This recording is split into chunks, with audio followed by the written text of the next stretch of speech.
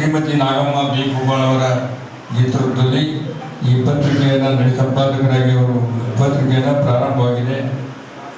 ಬಾಬುರಾವ್ ಕೋಬಾಳ್ ಅವರು ರಾಜ್ಯೋತ್ಸವ ಪ್ರಶಸ್ತಿ ಪುರಸ್ಕೃತರು. ಈ ರಾಜ್ಯೋತ್ಸವ ಪ್ರಶಸ್ತಿ ಪುರಸ್ಕೃತರ ಬಗ್ಗೆ ನೋಡ್ರಿ, ಇಲ್ಲಿ ಮೇಲೆ ಭಾಳಷ್ಟು 4 ದಶಕಗಳಿಂದ ನಾನು ಕೋಬಾಳ್ ಅವರು ಕರ್ತರು.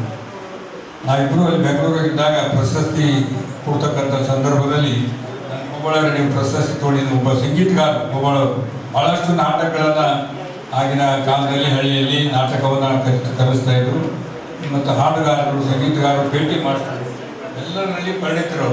ಅವ್ರ ಹೆಸರು ನಾನು ಸೂಚಿಸಿದೆ. ಇಲ್ಲ ನನಗೆ ಬೇಡ, ನನ್ನ ತಮ್ಮನ ಹೆಸರು ಹೇಳಿ ಅವರು ಕೂಡ ಸಂಗೀತಗಾರರು, ಒಳ್ಳೆಯ ಸಂಗೀತದಿಂದ ಅಂತ ಹೇಳಿ ಅವ್ರ ದೊಡ್ಡ ಗುಣ ಅಲ್ಲೇ ಏನೇನು ಬಂದರೆ ಅವರು ತಮಗೆ ಬರ್ತಕ್ಕಂಥದ್ದು ನಮ್ಮ ಬಾಬುರಾವ್ ಕೋಬಾಳ್ ಅವ್ರ ಕಡೆ ಕಳಿಸಿಕೊಟ್ರು. ಅವರು ಕೂಡ ಇವತ್ತು ರಾಜ್ಯೋತ್ಸವ ಪ್ರಶಸ್ತಿ ಪುರಸ್ಕೃತರು. ಧರ್ಮಲಿಂಗ್ ಸಾಹೇಬರು ನಾವು ಓದಿ ಕೂಡ ಕೋಬಾಳ್ ಅವ್ರಿಗೆ ನಾನು ಹೇಳಿದ್ದೆ, ಸಾಹೇಬರು ಬಂದರೆ ಅವ್ರಿಗೆ ಕೂಡ ಸಾಹೇಬ್ರು ಯಾಕೆ ಬಲ್ಲ ಅಂತ ಇಲ್ಲಿ ಅವ್ರ ತಮ್ಮ ಕೂಡ ಅಂತ ಹೇಳ್ತಾನಂತೆ.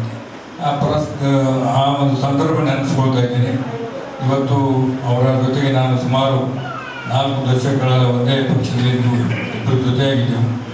ದಯವಿಟ್ಟು ಈ ಪತ್ರಿಕೆ ನನ್ನ ಕಳಕಳಿ ವಿನಂತಿ ಏನಂದರೆ, ಈಗಾಗಲೇ ಬಡಿಗೇರವರು ಹೇಳಿದ ಹಾಗೆ ಯಾರ ಬಗ್ಗೆ ನಿಂದನೆ ಮಾಡದೆ ಮತ್ತು ಯಾರನ್ನು ತೆಗಳದೆ ಎಲ್ಲ ರೀತಿಯಿಂದ ಈ ಭಾಗದ ಅನೇಕ ಸಮಸ್ಯೆಗಳನ್ನು ಪತ್ರಿಕೆಯಲ್ಲಿ ಹಂಚಿಕೊಂಡು ಸರ್ಕಾರದ ಗಮನಕ್ಕೆ, ಅಧಿಕಾರಿಗಳ ಗಮನಕ್ಕೆ, ಸಾರ್ವಜನಿಕರ ಗಮನಕ್ಕೆ ತಂದು ಒಂದು ಯಶಸ್ವಿಯಾಗಿ ಒಂದು ಒಳ್ಳೆಯ ಪತ್ರಿಕೆಯಾಗಿ ಹೊರಹೊಮ್ಮಲಿ ಅಂತ ಹೇಳಿ ನಾನು ಭಾಳ ಕಳಕಳಿಯಿಂದ ಅವ್ರಿಗೆ ಕೇಳ್ಕೊತೀನಿ.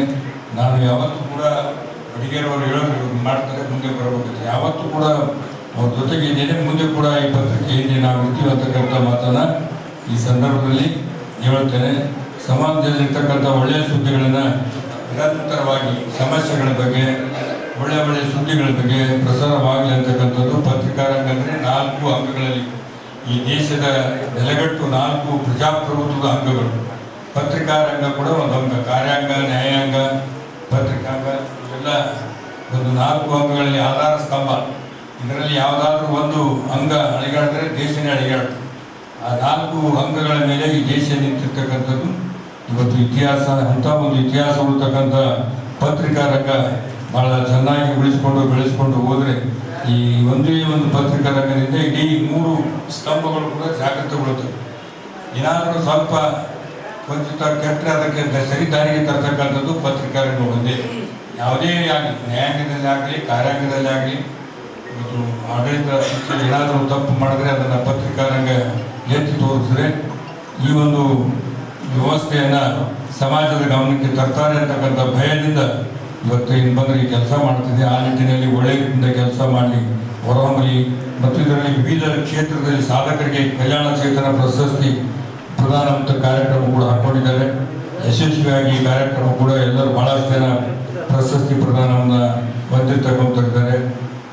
ನಾನು ಹೋದರೂ ಕೂಡ ನಮ್ಮ ನೀಲಕಂಠ ಗುಳಿಗವರು, ಎಲ್ಲರ ಜನ್ಮಲ್ ಅವರು, ಶಿವಶರಣಪ್ಪ ಅವರು, ವಿಜಯಕುಮಾರ್, ಎಲ್ಲರೂ ಜಮಾದಾರರು, ಮಿತ್ರರು ಎಲ್ಲರ ಬಂದರೆ ಮೇಲೆ ಈ ಕಾರ್ಯಕ್ರಮ ಯಶಸ್ವಿಯಾಗಿ ನಡೆಸ್ಕೊಂಡು